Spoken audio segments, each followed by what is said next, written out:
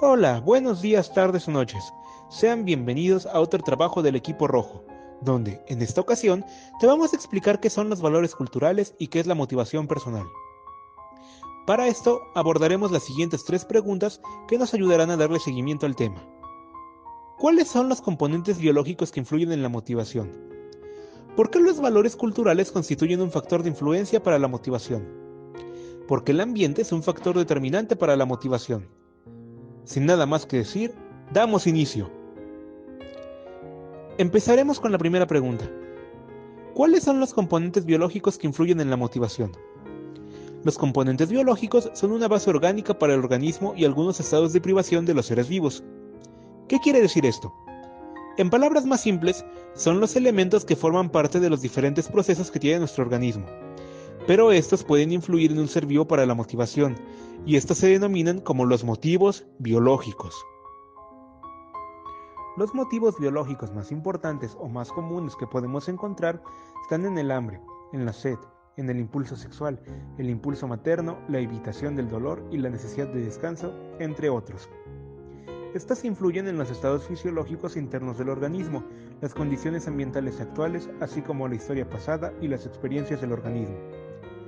Derivado de esto, tenemos la corriente conductual, la cual señala que todo acto de comportamiento que es propio de un individuo se debe a una respuesta biológica ante estímulos anteriores. Como un dato interesante, cuando el organismo desarrolla la necesidad nutritiva de un ser humano y éste la satisface, se dice que le sabe mejor al organismo. Son muchos los factores que derivan en los componentes biológicos, entre ellos están las necesidades del cuerpo. Se considera que los motivos de hambre, sed y sueño pueden ser denominados como regulatorios u homeostáticos. Sin embargo, la motivación sexual y la conducta de esta se denomina como no regulatoria. Pero, ¿en qué se relaciona con los componentes biológicos? Bueno, estas se caracterizan por ser positivas, no ser reflejas, ser persistentes y ser espontáneas. Una característica particular del ser humano es que toda filosofía del futuro tiende a cambiar cuando el organismo está dominado por una necesidad fisiológica determinada. Una vez terminado este punto, procederemos a avanzar por la siguiente pregunta. ¿Por qué los valores culturales constituyen un factor de influencia para la motivación? Bien, empecemos por explicar que la cultura es un sistema de significados, creencias, valores, normas, actitudes, conductas, conocimientos, habilidades, etc., compartido por un grupo determinado que habla una lengua en común en un periodo histórico específico y en una región geográfica concreta.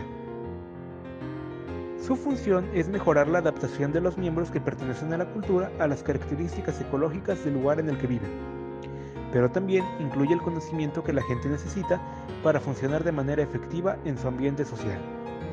Se podría decir que no existe una única correspondencia entre personalidad y cultura, sino solo vínculos probabilísticos, de tal manera que la cultura incrementa la probabilidad de ciertos comportamientos consistentes con lo observable entre segmentos significativos de la sociedad.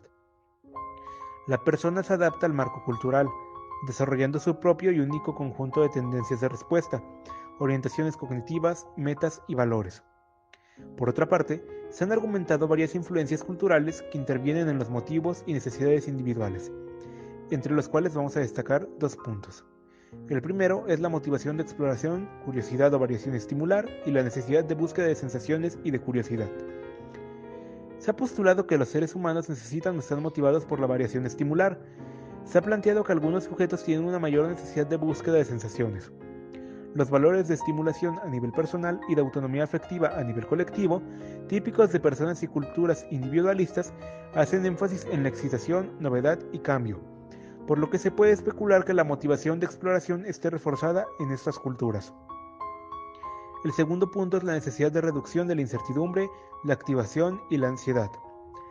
Las personas buscan reducir el exceso de estimulación, de ansiedad afectiva e incertidumbre cognitiva mediante la asimilación de la nueva información a los conocimientos preexistentes y mediante reglas y rituales que regulan la interacción con lo nuevo y desconocido.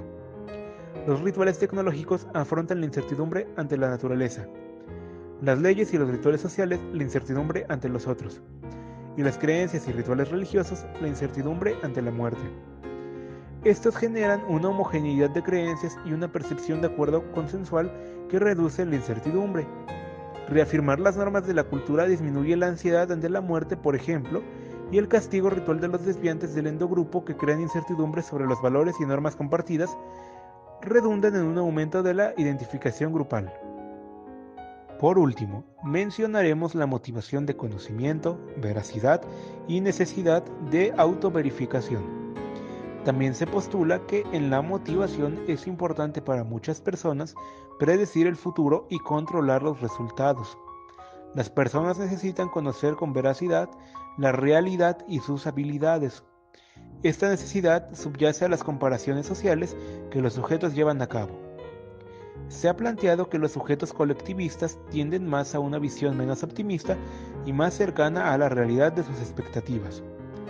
Una vez concluida la segunda pregunta, procederemos con la tercera y última pregunta fundamental. ¿Por qué el ambiente es un factor determinante para la motivación?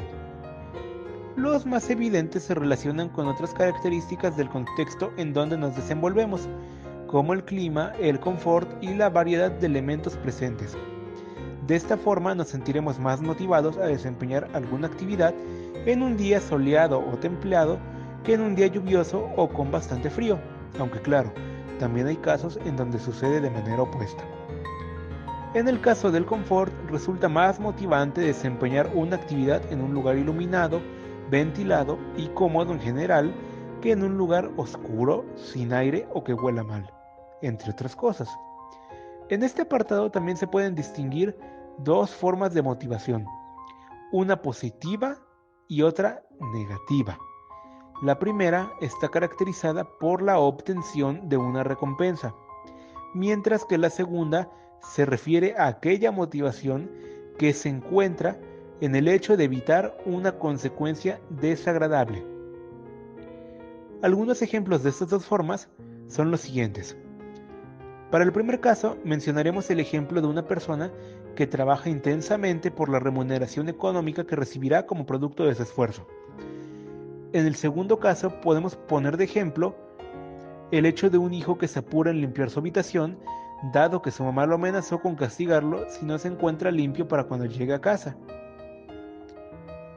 Ya para finalizar, podemos concluir que la motivación no es un tema sencillo, ya que intervienen diversos factores tanto culturales como ambientales que condicionan a la persona y su percepción o ideologías a tener distintos estados de motivación, por lo cual es muy importante saber identificar estos factores y sobre todo sus causas y consecuencias. Bueno, de parte del equipo rojo les agradecemos su tiempo y nos despedimos. Nos vemos hasta un nuevo video.